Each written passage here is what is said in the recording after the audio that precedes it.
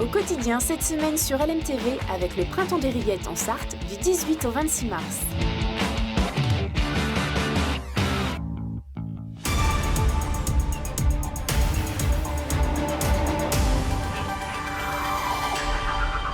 Bonsoir à tous, bienvenue dans ce journal présenté ce soir par Enzo Maubert. Bonsoir cher Enzo. Bonsoir Aurélien, bonsoir à tous. Au sommaire, la maison Prunier ouvre ses portes ce samedi. Et oui, vous en avez peut-être entendu parler, nous sommes dans la semaine consacrée avec le Printemps des Rillettes.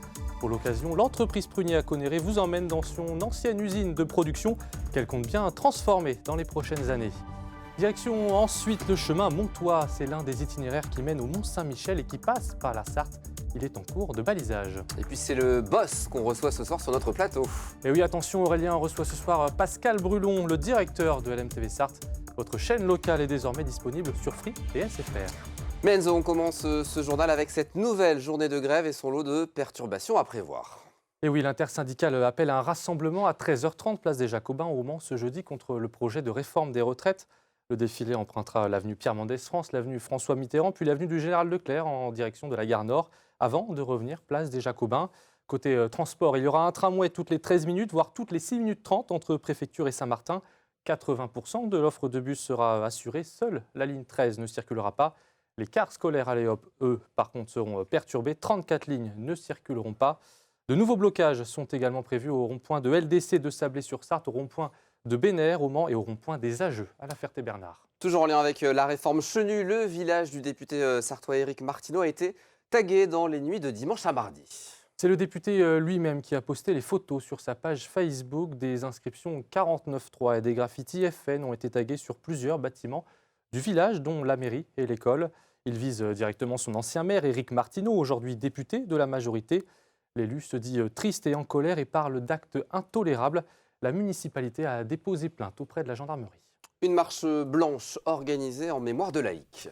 Le 23 mars 2022, cet adolescent de 16 ans perdait la vie à la sortie de la fête foraine du Mans après avoir reçu plusieurs coups de couteau.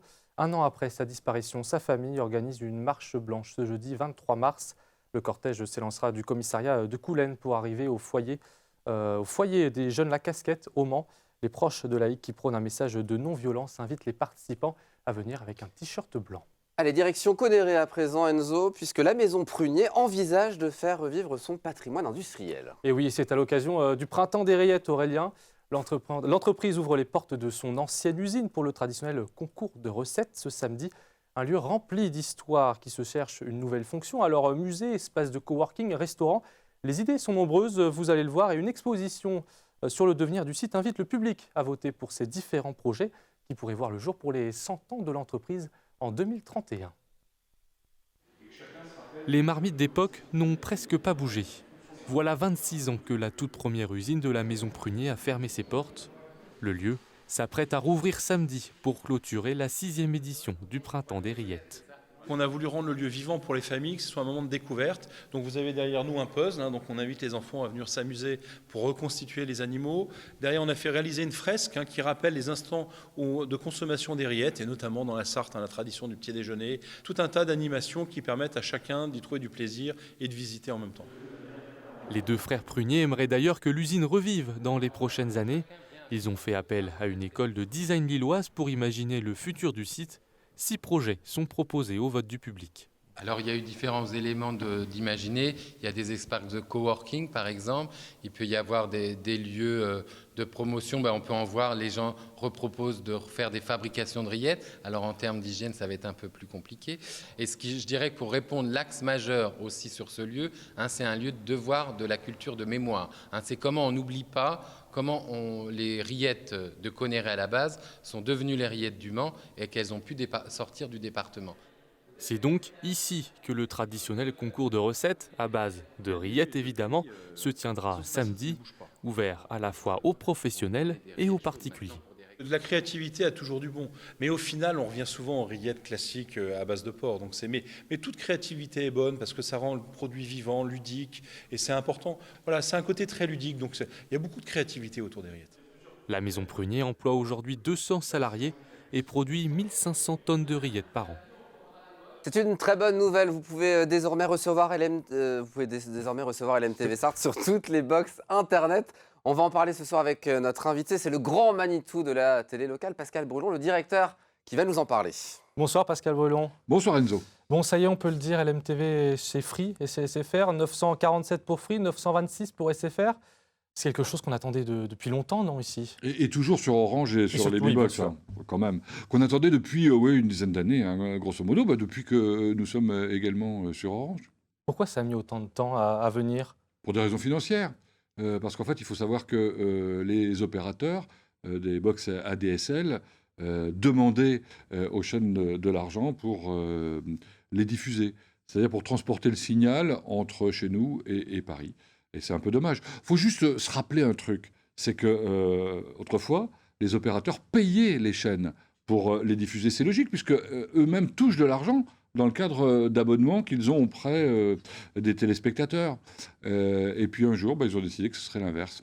C'est pas sympathique. Et puis surtout, ça ne nous permet pas de vivre. Alors aujourd'hui, pour les téléspectateurs et téléspectatrices qui nous regardent, comment on fait pour ceux et celles qui sont chez Free, chez SFR? Est-ce qu'il y a une manipulation particulière à faire? Oui, il suffit simplement d'éteindre. Mais c'est important, par contre, il faut le faire. Si vous ne le faites pas, effectivement, vous ne recevrez pas le programme. Donc il faut éteindre sa box et la rallumer.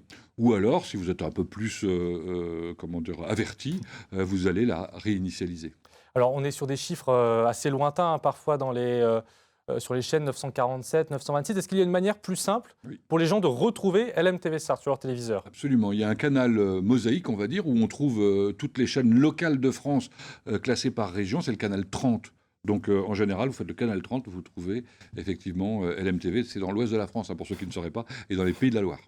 Il y a aussi la HD qui est arrivée déjà sur LMTV en TNT depuis presque un an. Est-ce qu'elle va être aussi disponible sur ces nouveaux canaux? Alors pas tous obligatoirement, puisque ça suppose des moyens supplémentaires de leur part, donc certains ne s'y sont pas mis. Les Sartois ont de la chance, puisque LMTV va être effectivement le 6 avril sur les box Orange en HD. Ce qui n'était pas le cas jusqu'à présent, non pas de notre fait, mais du fait d'Orange. Très bien, donc ça, pour les téléspectateurs, quand même, ça donne une qualité d'image beaucoup mieux que ce qu'elle n'était avant. Clairement, c'est beaucoup plus agréable à regarder. Oui.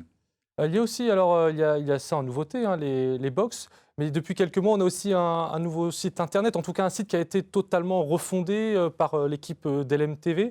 Qu'est-ce qu'il apporte de plus par rapport à ce qu'on avait avant? Effectivement, depuis quelques années, nous avions un site de replay quand nous étions via LMTV et seulement des replays. Depuis, on a décidé de reprendre le site à notre compte en quelque sorte. On a même embauché quelqu'un pour s'en occuper. Il s'appelle Valentin, il est formidable. Il l'a donc totalement créé. Et grâce à cela, on peut retrouver donc la grille de programme. On peut faire des inscriptions au planning de l'infiltré du dimanche. Il faut aller dans la rubrique club, puisque on peut aussi, dans cette même rubrique club, passer des petites annonces du club. Et puis, comme on le voit ici, on peut aussi surtout retrouver tous les replays. Et Dieu sait s'il y en a beaucoup. Justement, sur les replays, qu'est-ce qui a le mieux marché ces derniers mois sur LMTV? Alors, j'ai regardé un peu depuis un an.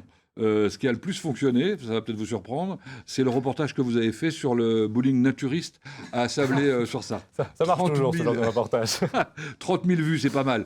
Bon, il faut dire quand même que depuis un an aussi, sur les coulisses, on fait, depuis 3 ans, 400 000 vues. Donc c'est un peu supérieur quand même, et c'est plus sérieux. Mais puisque vous parliez de l'actualité il y a un instant et de la marche blanche pour laïque, eh bien, celle de l'année dernière, c'est notre deuxième audience, en quelque sorte, avec 16 000 vues, par exemple, ou encore les infiltrés, 24 heures camion avec 9 000. Et puis on peut espérer que ce nouveau site internet, justement, permette encore plus de vues, en tout cas, aux téléspectateurs, de trouver plus facilement nos reportages. Oui, c'est beaucoup plus simple, en fait. Vous avez envie de revoir quelque chose, vous cherchez quelque chose, vous allez sur le site lmtv.fr et je suis sûr que vous trouverez, ça a été formidablement bien rangé.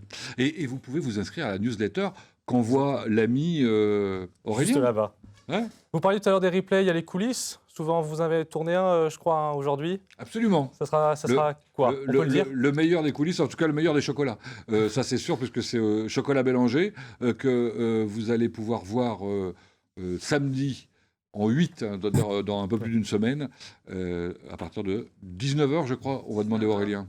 Très bien. Merci beaucoup, Pascal Brulon, d'être venu sur notre plateau. Et puis, on rappelle, Aurélien, les box, on fait un petit exercice. Bien sûr, allons-y. Sur Free. Free, 947. C'est bon. SFR. 926. Bouygues. 369, Orange. 346. Et puis sinon, évidemment, Canal 30. Sauf que SFR, c'est 526. Hein, 526, Et non voilà, pas on fait une... 926. Je sais pas, c'est la rédaction qui m'a écrit ça. donc, C'est une erreur de ma part, on est sur 526. Voilà, Et- ça sert à ça Et de la faire TNT, le petit jeu. le canal 33, évidemment, pour ceux qui nous regardent sur la Exactement. TNT. Merci beaucoup, Pascal Brulon, d'avoir été notre invité. Opération balisage sur une ancienne route de pèlerinage. Est-ce que vous saviez, Aurélien, qu'il y avait un chemin sartois qui menait au Mont-Saint-Michel? Pas du tout. Et oui, bien, vous allez l'apprendre, c'est le grand chemin montois. Et il revit chaque année avant le printemps grâce à des bénévoles de l'association Compostelle 72. Leur mission, vérifier les signalétiques de cette voie pédestre qui relie Tours au Mont-Saint-Michel et qui passe par le Mans et dont l'origine remonte au Moyen-Âge. Le reportage d'Anthony Piton. La pluie du matin n'arrête pas le pèlerin. C'est confirmé aujourd'hui par l'association Compostelle 72.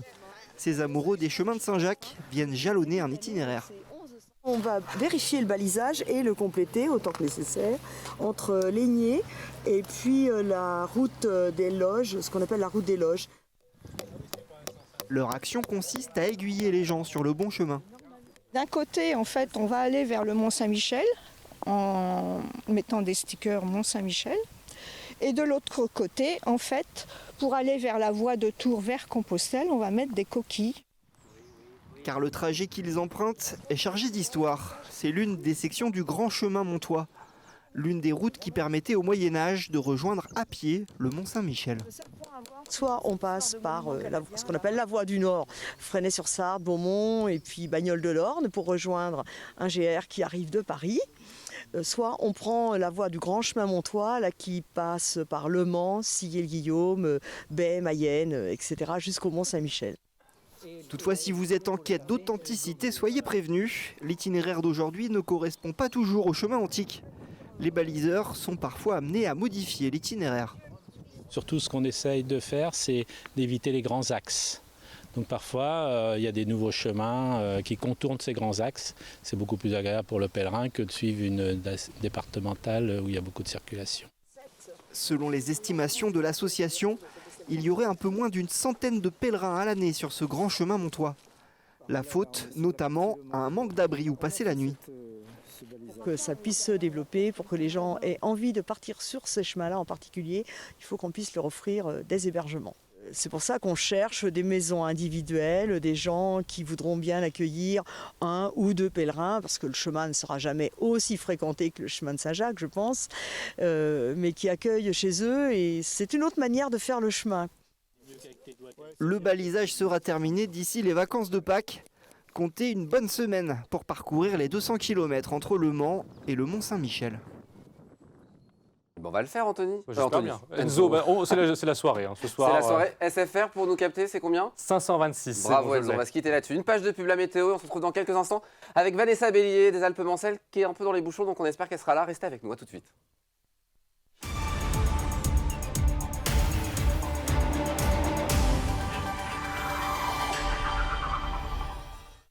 Au quotidien, cette semaine sur LMTV, avec le Printemps des Rillettes en Sarthe, du 18 au 26 mars.